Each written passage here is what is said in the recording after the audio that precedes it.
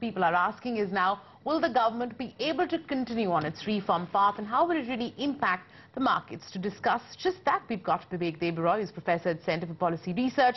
Montek Singh Ahluwalia, Deputy Chairman of the Planning Commission, joins in, and so does Lord Meghnad Desai, Professor of Economics at the London School of Economics. Gentlemen, many thanks for speaking with us. Mr.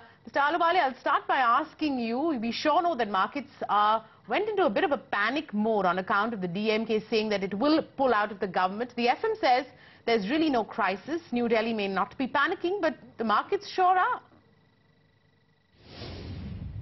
Well, you know, markets will react to political developments on a minute-by-minute basis. I don't have any advice for the markets, but I think these are issues that are somewhat different from the fundamental economic situation and the strengths of the economy. And actually, my advice to markets would be that they should not be too distracted by political events, which will be managed in the right forum. They should be really focusing on the economic situation, which I think is looking better. Meghnad Desai, come in on this, because just at a time when the government was on track with reforms, there are signs of some serious political instability, something that markets don't like. How much of a distraction could this be for New Delhi? Not very much, because I think this sort of threat of withdrawal by a smaller party is quite usual. Even a bigger party, TMC, withdrew a while ago. So I think the government can ride this one without any worry about a no confidence motion. Professor Debaroy, I'd like you to come in on that. How is it that you're viewing all these developments? Is this mere posturing, keeping an eye on elections? Or, because one can really argue that during the 2G scam, the DMK stayed put. Yes, absolutely. If this was the issue, then DMK could have reacted last year also. It could have reacted even in 2009. So obviously the DMK has decided that there is nothing much to be gained in allying with the Congress in the elections in 2014. But right now, all that we know is that the DMK is withdrawing support, and that also we have to wait till Friday to figure out whether that's actually going to happen. That does not necessarily mean it's ever going to vote against the government. But how much of a distraction is this going to be for economic reforms? Meghnad Desai doesn't think it's going to be. Montek Singh Ahluwalia says that markets should not be reading too much into it. But the fact is that when you have a crisis of this nature, it's surely going to be tough for the government to push through reforms. Well, it depends entirely on what you mean by reforms, and I've disagreed with Dr. Desai earlier on this, that I don't think reforms are a little bit of legislative changes on FDI. To the extent that they're interpreted as legislative changes, it's not as if that without this, that legislation was going to be easier, nor is it going to be tougher just because the DMK has withdrawn. And most of the reforms that I think are important are fundamentally executive in nature. They are not legislative. So on that, I'm agreed with Dr. Desai that I don't think this affects reforms, however you define it one way or the other.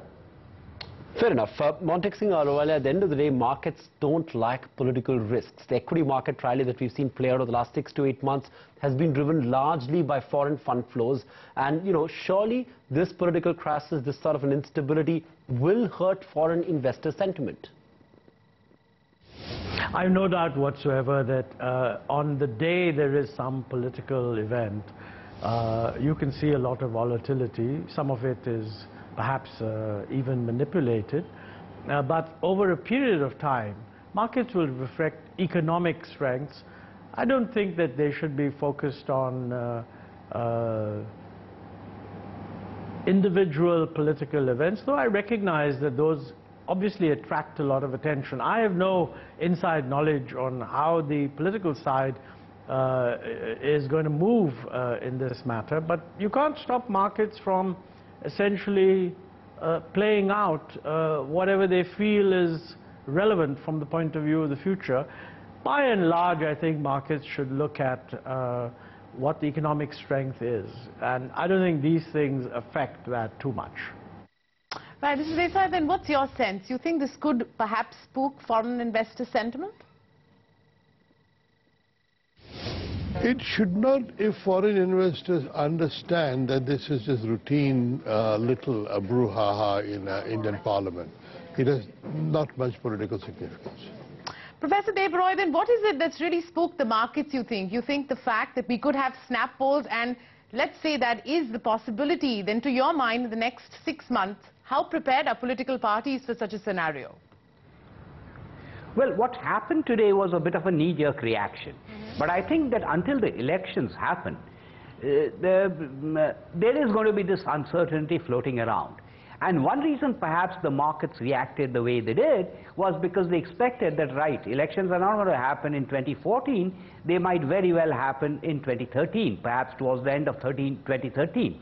I see no obvious trigger for that happening yet, because I don't think anyone particularly wants early elections right now. But it's certainly within the bounds of possibility that elections would happen towards the end of calendar year 2013 rather than being pushed to 2014. Fair enough.